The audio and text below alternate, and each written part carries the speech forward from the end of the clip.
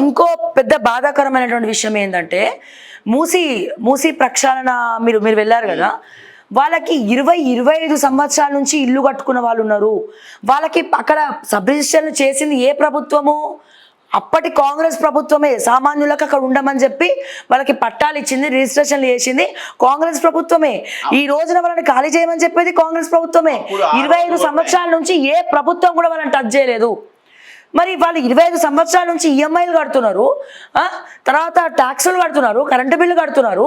ఈ రోజున ఎటువంటి వాల్యూ లేని డబల్ బెడ్రూమ్ తోటి వీళ్ళకి కొలుస్తావాను కంపెన్సేషన్ సరిపోతుందా? డబల్ బెడ్రూమ్ ఎంతమందికి ఇస్తావు? జాయింట్ ఫ్యామిలీలు ఉన్నాయి, ఇండిపెండెంట్ హౌస్లు ఉన్నాయి, కొడుకు కోడలతోటి కలిసి ఉన్నటువంటి జాయింట్ ఫ్యామిలీ కుటుంబాలు డబల్ బెడ్రూమ్లో సరిపోతాయా?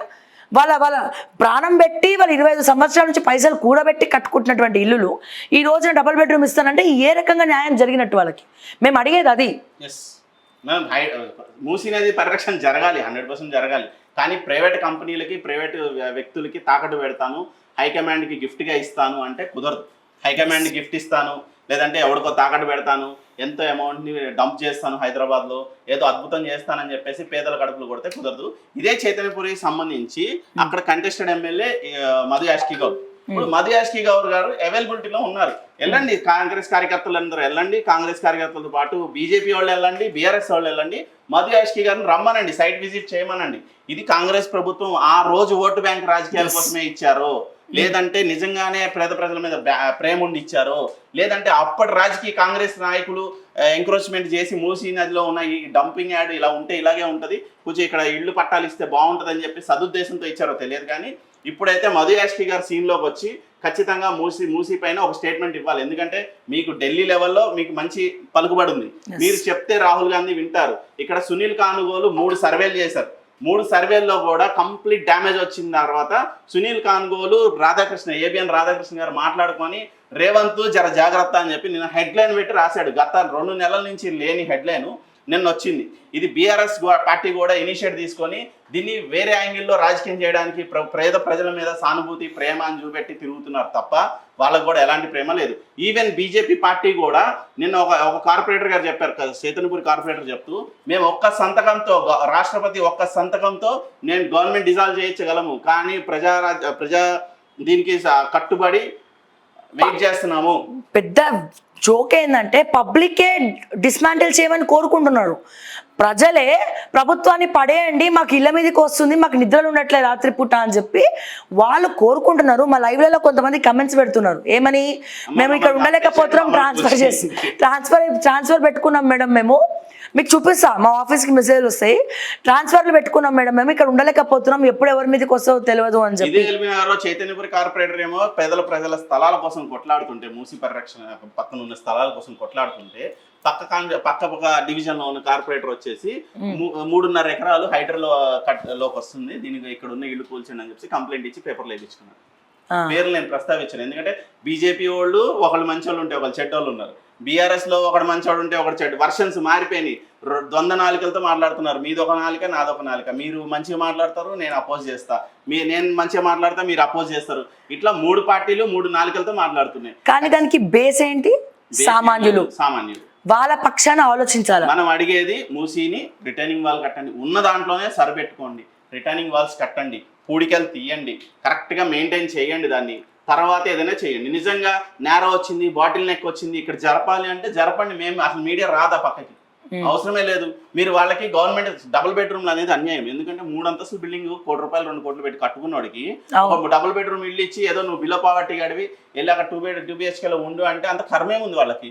ఇంత ట్యాక్స్లు కట్టని ప్రభుత్వం ఆన్సర్బుల్, ఇది ఇంట్రెస్ట్ తో సహా చెల్లించాలా? చెల్లించడం గవర్నమెంట్ కంపెన్సేషన్. ఇప్పుడు ఏదైతే పగలగొడుతున్నారో TDR కింద 1:3 రేషియోలో వాళ్ళకి కాంపన్సేట్ అయినా చేయాలి. 1:3 మీ ఇల్లు వాల్యూ వేయాలి, మార్కెట్ వాల్యూ వేసి, మీ భూమికి కానీ మీ ఇంటికి కానీ మార్కెట్ వాల్యూ వేసి 3 రెట్లు అధికంగా చెల్లిస్తే మూసీ పరివాహక ప్రజలకి 1,50,000 కోట్లు చెల్లించాలి.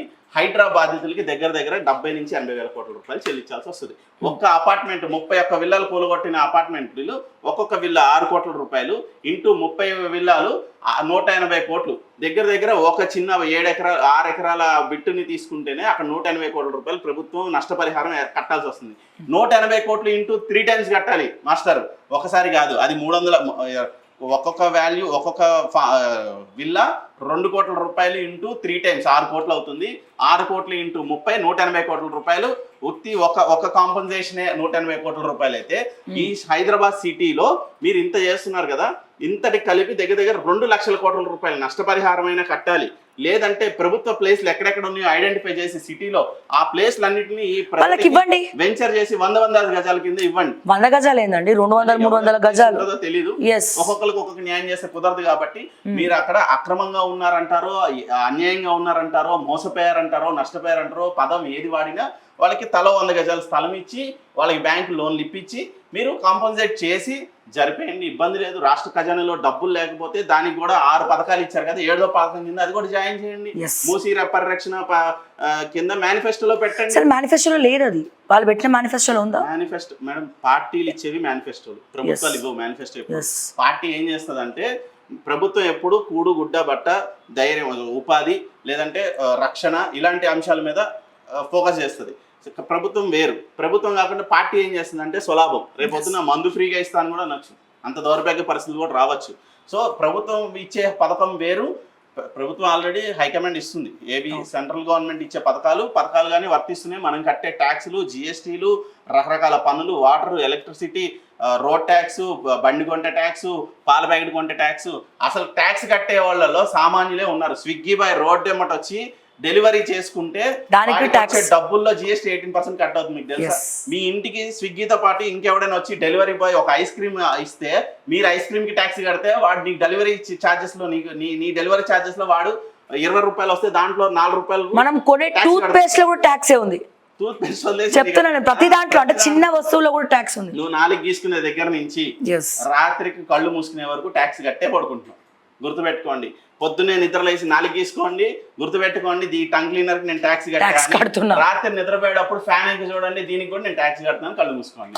తెల్లారి మీకు అర్థమైపోతుంది. సో ఇట్లాంటి పరిస్థితుల్లో ట్యాక్స్ పేయర్స్ అందరూ బిలో పావర్టీ వాళ్ళే. ఒక స్విగ్గీ బాయ్ ట్యాక్స్ కడుతున్నాడు, రోడ్డు మీద అట్టిపళ్ళ బండి అతను కవర్ల ప్యాకెట్ కొంటే కూడా దాని మీద ట్యాక్స్ కడుతున్నాడు. రోడ్డు మీద బండి పెట్టుకున్నందుకు మున్సిపాలిటీకి 30 రూపాయలు పర్ డే కడుతున్నాడు. లేబర్ లైసెన్స్ తీసుకొని 1,500 రూపాయలు లేబర్ లైసెన్స్ కడుతున్నాడు, ట్రేడ్ లైసెన్స్ కడుతున్నాడు, మున్సిపాలిటీకి కడుతున్నాడు, ఎలక్ట్రిసిటీకి కడుతున్నాడు, వాటర్ బోర్డుకి కడుతున్నాడు. ప్రతి డిపార్ట్మెంట్ కి ట్యాక్స్ కట్టేది ఎవడరా అంటే సామాన్య ప్రజలే. ఇది అబద్ధం కాదు, ఇది ప్రతి దాంట్లో ట్యాక్స్ అండ్ స్పెషల్ పేమెంట్ కూడా ఇస్తారు కదా. ట్యాక్స్ విపరీతంగా దోచుకొని తిని ప్రజల రక్తాన్ని పిండేసి అల్టిమేట్ గా వీళ్ళు ఏం చేస్తున్నారయ్యా అంటే వచ్చి అడ్డగోలుగా ఒక రెడ్ మార్క్ ఇచ్చి ఒక రెడ్ ఇంకుతోని గోడ పైన రాసి కూలగొడతా అంటున్నారు. మొన్న నిజంగా నేను హరీష్ రావు అంటున్న విషయాల్లో 2-3 పాయింట్స్ ఓకే టీవీ నుంచి తీసుకునేవి. లింక్ చూపిస్తాం మేము మీకు.